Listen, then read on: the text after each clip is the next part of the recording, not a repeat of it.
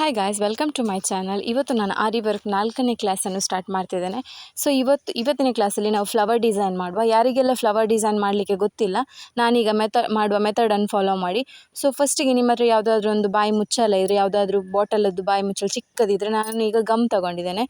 So ಅದಕ್ಕೆ chalk ಇದ್ದು ಸ್ವಲ್ಪ ಪೌಡರ್ ಅಂಟಿಸಿ ಹೀಗೆ ರೌಂಡ್ ಶೇಪ್ ಫಸ್ಟ್ ಹಾಕ್ಕೊಳ್ತಾ ಇದ್ದೇನೆ. ಯಾರಿಗೆಲ್ಲ ಫ್ಲವರ್ ಡಿಸೈನ್ ಮಾಡಲಿಕ್ಕೆ ಗೊತ್ತಿಲ್ಲ ಅವರು ಈ ಟೈಪ್ ಮೆಥಡನ್ನು ಫಾಲೋ ಮಾಡ್ಬೋದು. ಈಗ ನಾನು 3 ಟೈಪ್ ಇದ್ದು ಫ್ಲವರ್ ಡಿಸೈನ್ ಮಾಡಿ ನಿಮಗೆ ತೋರಿಸ್ತೇನೆ. ಸೊ ಅದಕ್ಕೋಸ್ಕರ ನಾನು ಫಸ್ಟ್ ರೌಂಡ್ ಶೇಪ್ ಹಾಕ್ತಾ ಇದ್ದೇನೆ ನೋಡಿ.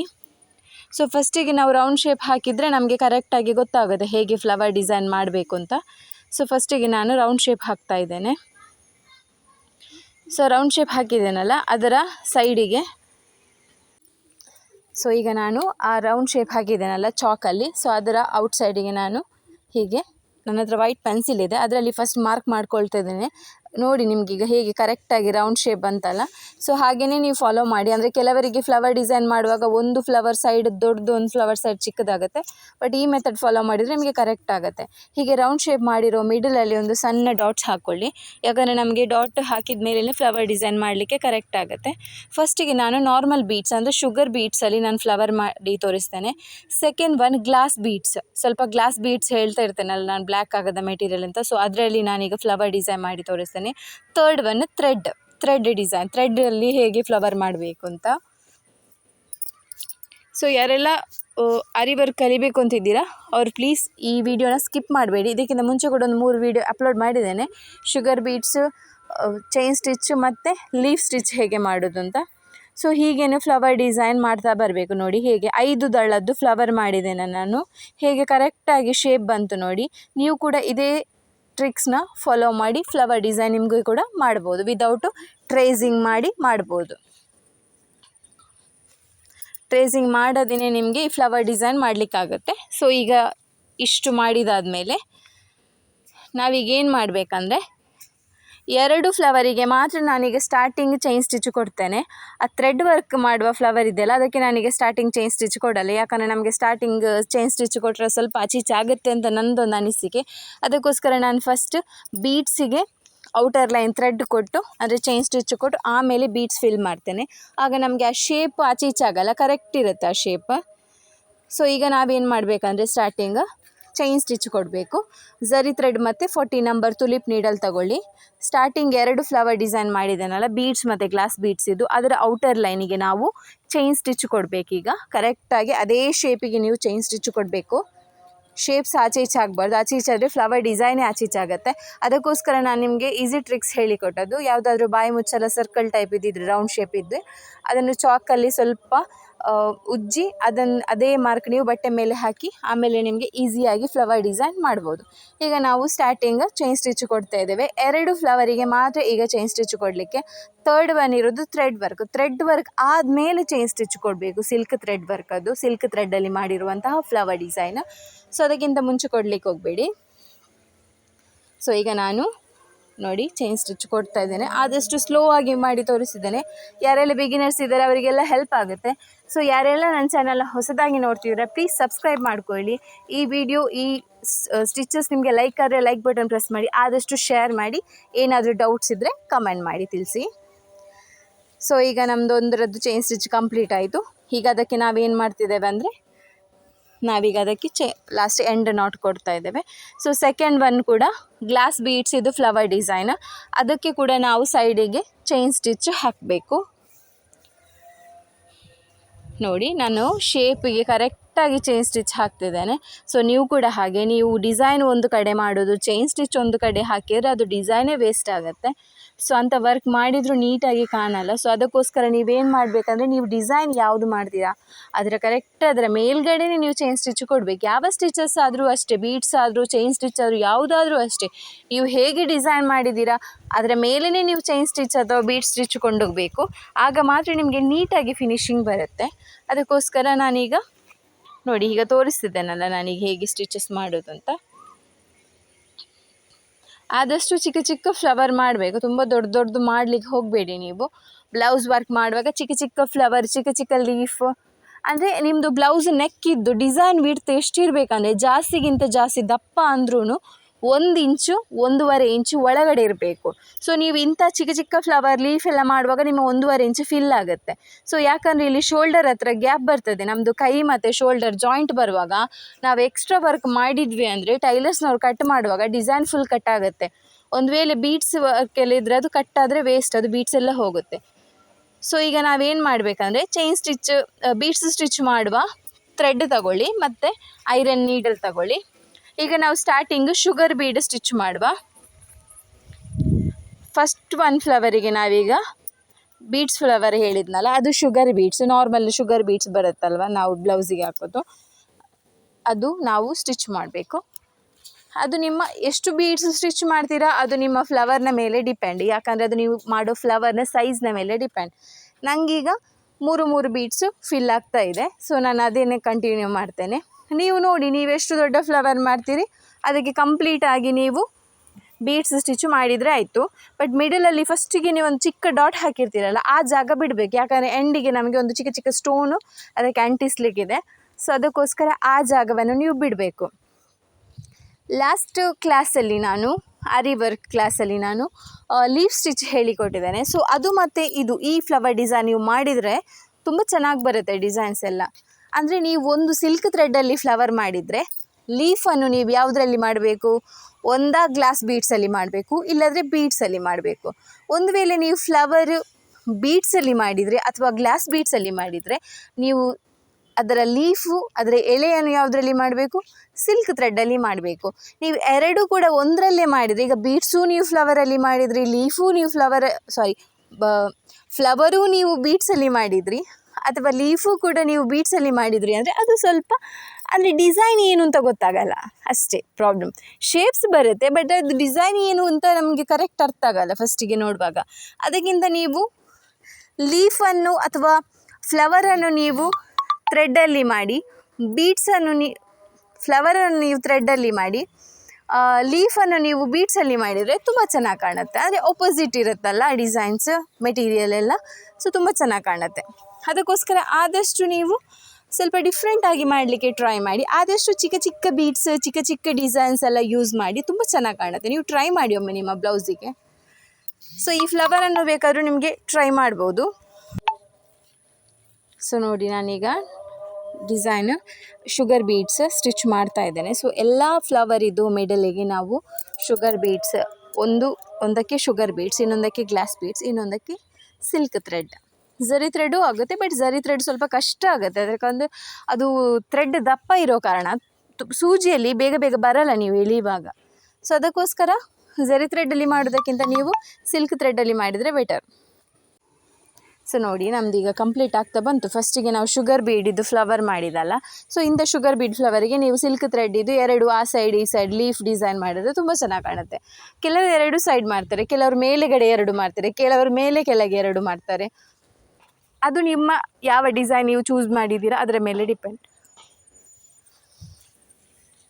ಆರಿ ವರ್ಕಲ್ಲಿ ನಿಮಗೆ ಜಾಸ್ತಿ ಡಿಸೈನ್ಸ್ ಬರೋದು ಒಂದು ಫ್ಲವರು, ಒಂದು ಲೀಫು, ಒಂದು ಸ್ಟ್ರೈಟ್ ಲೈನು, ಕೆಲವು ಬೀಟ್ಸ್ ಇದ್ದು ಬುಟ್ಟಾಸ್ ಡಿಸೈನ್, ಸೊ ಅದೆಲ್ಲ ಬರುತ್ತೆ. ಸೊ ಅದಕ್ಕೋಸ್ಕರ ನೀವು ಇದೆಲ್ಲ ಜಾಸ್ತಿ ಬರುತ್ತೆ ನಿಮಗೆ, ಫ್ಲವರ್ ಮತ್ತು ಲೀಫ್ ಎಲ್ಲ ತುಂಬ ಜಾಸ್ತಿ ಬರುತ್ತೆ. ಸ್ವಲ್ಪ ಒಳ್ಳೆ ಬ್ಲೌಸ್ ವರ್ಕ್ ಡಿಸೈನ್ ಇದ್ದರೆ ಅದರಲ್ಲೆಲ್ಲ ಲೀಫು ಫ್ಲವರ್ ಎಲ್ಲ ಇದ್ದೇ ಇರುತ್ತೆ. ಸೊ ನಾನು ಈಸಿ ಮೆಥಡಲ್ಲಿ ತೋರಿಸಿದ್ದೇನೆ ಹೇಗೆ ಮಾಡೋದು ಅಂತ. ಕೆಲವರಿಗೆ ಟ್ರೇಸ್ ಮಾಡಲಿಕ್ಕೆ ಗೊತ್ತಿರಲ್ಲ, ಕೆಲವರಿಗೆ ಡಿಸೈನ್ ಮಾಡಲಿಕ್ಕೆ ಗೊತ್ತಿರಲ್ಲ. ಮೇನ್ ಪ್ರಾಬ್ಲಮ್ ಏನಂದರೆ ಆರಿ ವರ್ಕ್ ಮಾಡುವಾಗ ಆರಿ ವರ್ಕ್ ಎಷ್ಟೇ ಚೆನ್ನಾಗಿ ಬಂದಿರ್ತದೆ ಒಬ್ಬರಿಗೆ, ಬಟ್ ಅವರಿಗೆ ಏನಂದರೆ ಡಿಸೈನ್ ಮಾಡಲಿಕ್ಕೆ ಗೊತ್ತಿರೋದಿಲ್ಲ, ಅದು ಪ್ರಾಬ್ಲಮ್ ಆಗುತ್ತೆ. ಆಗ ಏನು ಮಾಡಬೇಕಂದ್ರೆ, ನಮಗೆ ಡಿಸೈನ್ ಮಾಡಿ ಟ್ರೇಸ್ ಮಾಡಲಿಕ್ಕೆ ಆಗದಿದ್ದರೆ ಕೆಲವರು ಟ್ರೇಸಿಂಗ್ ಪೇಪರ್ ಎಲ್ಲ ಸೆಲ್ ಮಾಡ್ತಾರೆ, ಬಟ್ ಅಷ್ಟೇ ಕಾಸ್ಟ್ ಕೂಡ ಇರುತ್ತೆ. ಸೊ ಅದಕ್ಕೆ ಏನು ಮಾಡಬೇಕಂದ್ರೆ, ನಾವು ಫಸ್ಟಿಗೆ ಈ ಟೈಪ್ ಇದೆಲ್ಲ ಟ್ರಿಕ್ಸ್ ಯೂಸ್ ಮಾಡಬೇಕು. ಈ ರೌಂಡ್ ಶೇಪ್ ಹಾಕಿ ಆಮೇಲೆ ಫ್ಲವರ್ ಮಾಡೋದು, ಅಥವಾ ಯಾವುದಾದ್ರೂ ಒಂದು ಪೇಪರ್ ಕಟ್ಟಿಂಗ್ ಅಥವಾ ರಟ್ಟು ಕಟ್ ಮಾಡಿ ಅದನ್ನೇ ರಿಟರ್ನ್ ನಾವು ಮೇಲೆ ಇಟ್ಟು ವೈಟ್ ಪೆನ್ಸಿಲಲ್ಲಿ ಔಟ್ಸೈಡ್ ಮಾರ್ಕ್ ಮಾಡಿ ಡಿಸೈನ್ ಮಾಡೋದು, ಹಾಗೆಲ್ಲ ಸ್ವಲ್ಪ ಟ್ರಿಕ್ಸ್ ಯೂಸ್ ಮಾಡಬೇಕು. ನೀವು ಖಾಲಿ ನೀವು ಆರಿ ವರ್ಕ್ ಕಲ್ತ್ರೆ ಆಗೋದಿಲ್ಲ, ಸ್ವಲ್ಪ ನಾವು ಹೇಗೆ ಮಾಡಬೇಕು ಅಂತ ನಮಗೆ ಫಸ್ಟ್ ಐಡಿಯಾ ಇರಬೇಕಲ್ವಾ. ಸೊ ಎಲ್ಲ ಕಲಿತು ನಮಗೆ ಡಿಸೈನ್ ಮಾಡಲಿಕ್ಕೆ ಗೊತ್ತಿಲ್ಲ ಅಂದರೆ ನಮಗೆ ಮಾಡಲಿಕ್ಕಾಗಲ್ಲ. ಈಗ ಡಿಸೈನ್ ಮಾಡಲಿಕ್ಕೆ ಗೊತ್ತಿಲ್ಲದವರು ಈ ಸ್ಟ್ರೇಟ್ ಲೈನ್ ಬುಟ್ಟಾಸ್ ಡಿಸೈನ್ ಎಲ್ಲ ಮಾಡ್ತಾರೆ. ಮತ್ತು ಇನ್ನೊಂದು, ನಮಗೆ ಈಗ ಸ್ಲೀವ್ಸಿಗೆ ತುಂಬ ಬುಟ್ಟಾಸ್ ಡಿಸೈನ್ ಮಾಡಲಿಕ್ಕೆ ಇರ್ತದೆ, ಡಾಟ್ ಡಿಸೈನ್ ಎಲ್ಲ ಮಾಡಲಿಕ್ಕೆ ಇರ್ತದೆ. ಆಗ ನಮಗೆ ಮೆಜರ್ ಗೊತ್ತಿರಬೇಕು. ಒಂದು ಡಾಟ್ ಡಿಸೈನ್ ಆದಮೇಲೆ ಇನ್ನೊಂದು ಡಾಟ್ ಡಿಸೈನಿಗೆ ಎಷ್ಟು ಮೆಷರ್ ಇಡಬೇಕು ಅದು ಗೊತ್ತಿರಬೇಕು. ಸ್ಕೇಲಲ್ಲಿ ಇಡ್ಬೋದು ನಿಮಗೆ 3 ಇಂಚಸ್ಸಿಗೆ ಗ್ಯಾಪ್ ಇಟ್ಟು ಒಂದೊಂದೊಂದು ಬುಟ್ಟಾಸ್ ಡಿಸೈನ್, ಅದೇ ಡಾಟ್ ಡಿಸೈನ್ ಎಲ್ಲ ಮಾಡ್ಬೋದು. ಅದೆಲ್ಲ ಮೆಷರ್ಮೆಂಟ್ ನಿಮಗೆ ಗೊತ್ತಿರಬೇಕು. ಅದೆಲ್ಲ ಸ್ವಲ್ಪ ನೀವು ಕಲಿಬೇಕು. ಅದು ನೀವು ವರ್ಕ್ ಮಾಡ್ತಾ ಮಾಡ್ತಾ ನಿಮಗೆ ಗೊತ್ತಾಗುತ್ತೆ, ಪ್ರಾಕ್ಟೀಸ್ ಆಗುತ್ತೆ. ಒಂದು 2-3 ಬ್ಲೌಸ್ ಮಾಡುವಾಗ ನಿಮಗೆ ಡಿಸೈನ್ ನಿಮಗೆ ಗೊತ್ತಾಗುತ್ತೆ. ನೀವು ಮಾಡಿರೋ ಡಿಸೈನ್ಸಲ್ಲಿ ಮಿಸ್ಟೇಕ್ ಏನಿದೆ, ಕರೆಕ್ಟ್ ಏನಿದೆ ಎಲ್ಲ ಗೊತ್ತಾಗುತ್ತೆ. ಸೊ ಈಗ ನಾವು ಇದನ್ನು ಗ್ಲಾಸ್ ಬೀಡ್ಸ್ ಅಂತ ಹೇಳಿದ್ನಲ್ಲ, ಇದು ಗ್ಲಾಸ್ ಬೀಡ್ಸ್. ಇದು ನಿಮಗೆ ಯಾವತ್ತೂ ಬ್ಲ್ಯಾಕ್ ಆಗಲ್ಲ. ಸೊ ಈ ವರ್ಕ್ ನಿಮಗೆ ತುಂಬ ಶೈನ್ ಇರುತ್ತೆ. ಈ ಮೆಟೀರಿಯಲಲ್ಲಿ ಮಾಡಿದ ಯಾವುದೇ ವರ್ಕ್ ಆಗಲಿ ತುಂಬ ಶೈನ್ ಇರುತ್ತೆ. ಅದು ಸ್ವಲ್ಪ ಕಾಸ್ಟ್ಲಿ ಇರುತ್ತೆ. ಕಾಸ್ಟ್ಲಿ ಅಂದರೆ ತುಂಬ ಕಾಸ್ಟ್ಲಿ ಏನೂ ಅಲ್ಲ, ಬಟ್ ಒಂದು 50-100 ರೂಪಾಯಿ ಡಿಫ್ರೆನ್ಸ್ ಇರುತ್ತೆ ನಿಮಗೆ ನಾರ್ಮಲ್ ಬೀಡ್ಸಿಗೂ ಇಂಥ ಗ್ಲಾಸ್ ಬೀಡ್ಸಿಗೂ. ಈ ಹೈ ರೇಂಜ್ ಬ್ಲೌಸ್ ಎಲ್ಲ ಬರುತ್ತೆ ನೋಡಿ, 3000-4000 ಅದಕ್ಕೆಲ್ಲ ನಿಮಗೆ ಈ ಟೈಪ್ ಎಲ್ಲ ಯೂಸ್ ಮಾಡ್ಬೋದು. ಸ್ವಲ್ಪ ಹೈ ಕ್ವಾಲಿಟಿ ಬೀಡ್ಸ್ ಎಲ್ಲ ಯೂಸ್ ಮಾಡ್ಬೋದು. ಮತ್ತು ಕೆಳಗಿದ್ದು ಅದೇ ಕಡಿಮೆದಂದರೆ ಕಸ್ಟಮರ್ ಹತ್ರ ಹೇಳಬೇಕು, ಇಷ್ಟು ಈ ಮೆಟೀರಿಯಲ್ ಆದರೆ ಇಷ್ಟು ಚಾರ್ಜ್ ಎಕ್ಸ್ಟ್ರಾ ಆಗುತ್ತೆ ಅಂತ. ಓಕೆ ಆಗೋದಾದರೆ ನಿಮಗೆ ಸೇಮ್ ಕಡಿಮೆ ರೇಟಿದ್ದು ಬ್ಲೌಸ್ ಕೂಡ ಇದೇ ಮೆಟೀರಿಯಲಲ್ಲಿ ಮಾಡ್ಬೋದು. ಇನ್ನೊಂದು, ನೀವು ಬೀಡ್ಸ್ ಎಲ್ಲ ಸೆಲೆಕ್ಟ್ ಮಾಡುವಾಗ ತುಂಬ ಗೋಲ್ಡನ್ ಇರುವ ಬೀಡ್ಸ್ ಎಲ್ಲ ಸೆಲೆಕ್ಟ್ ಮಾಡಬಾರ್ದು. ನಾನು ಲಾಸ್ಟ್ ವೀಡಿಯೋದಲ್ಲಿ ಹೇಳಿದ್ದೇನೆ, ತುಂಬ ಶೈನ್ ಇರುವ ಬೀಡ್ಸ್ ಎಲ್ಲ ತುಂಬ ಡಾರ್ಕ್ ಗೋಲ್ಡ್, ಡಾರ್ಕ್ ಕಾಪರ್ ಎಲ್ಲ ಇರೋದು ನೀವು ಚೂಸ್ ಮಾಡಬಾರ್ದು. ಸ್ವಲ್ಪ ಲೈಟ್ ಫಿನಿಶಿಂಗ್, ಮ್ಯಾಟ್ ಫಿನಿಶಿಂಗ್ ಎಲ್ಲ ಬರುತ್ತೆ ಬೀಡ್ಸ್, ಅದನ್ನು ನೀವು ತೊಗೊಳ್ಬೇಕು. ಬಂಚಲ್ಲೆಲ್ಲ ಬರುತ್ತೆ, ಬಂಚ್ ಟೈಪ್ ಬರುತ್ತೆ, ಅದನ್ನು ನೀವು ಪರ್ಚೇಸ್ ಮಾಡಿದರೆ ಒಳ್ಳೆಯದು. ತುಂಬ ಟೈಮ್ ಬರುತ್ತೆ ನೋಡಿ. ಮತ್ತು ಆರಿ ವರ್ಕ್ ಬ್ಲೌಸ್ ಯೂಸ್ ಮಾಡಿದ ಮೇಲೆ ಹೇಗೆ ಇಡಬೇಕಂದ್ರೆ, ನಾವು ಅದನ್ನು ಈ ಬಿಸಿಲಲ್ಲಿ ಒಣಗಿಸಬಾರ್ದು. ಆರಿ ವರ್ಕ್ ಮಾಡಿರುವಂತಹ ಬೀಡ್ಸ್ ವರ್ಕ್ ಇರುವಂತಹ ಬ್ಲೌಸಸನ್ನು ಬಿಸಿಲಲ್ಲಿ ಒಣಗಿಸಬಾರ್ದು. ಸ್ವಲ್ಪ ಶ್ಯಾಂಪು ಇದ್ದು ವಾಟರ್ಗೆ ಹೀಗೆ ಮುಳುಗಿಸಿ ಒಮ್ಮೆ ತೆಗಿಬೇಕಷ್ಟೆ. ಇಲ್ಲದ್ರೆ ಖಾಲಿ ನೀರಿಗೆ ಮುಳುಗಿಸಿ ತೆಗೆದು ಫ್ಯಾನ್ ಅಡಿಯಲ್ಲಿ ಸ್ವಲ್ಪ ಒಣಗಿಸಿದರೆ ಅದು ಬೆಟರ್. ಅದು ತುಂಬ ಟೈಮ್ ಬರುತ್ತೆ ನಿಮಗೆ ವರ್ಕ್. ಅದಕ್ಕೆ ನಾನು ಹೇಳೋದು, ನೀವು ಆರಿ ವರ್ಕ್ ಈಗ ಬಿಗಿನರ್ಸ್ ಆಗಿದ್ರೆ ನಿಮಗೊಂದು ಟಿಪ್ಸ್ ಏನಂದರೆ, ನೀವು ಜಾಸ್ತಿ ದೊಡ್ಡ ಬೀಡ್ಸ್ ಯೂಸ್ ಮಾಡಬೇಡಿ. ದೊಡ್ಡ ಬೀಡ್ಸ್ ಅದು ಎಷ್ಟೇ ಅಮೌಂಟ್ ಕೊಟ್ಟಿದ್ರು ಅದು ಬ್ಲ್ಯಾಕ್ ಆಗೇ ಆಗುತ್ತೆ.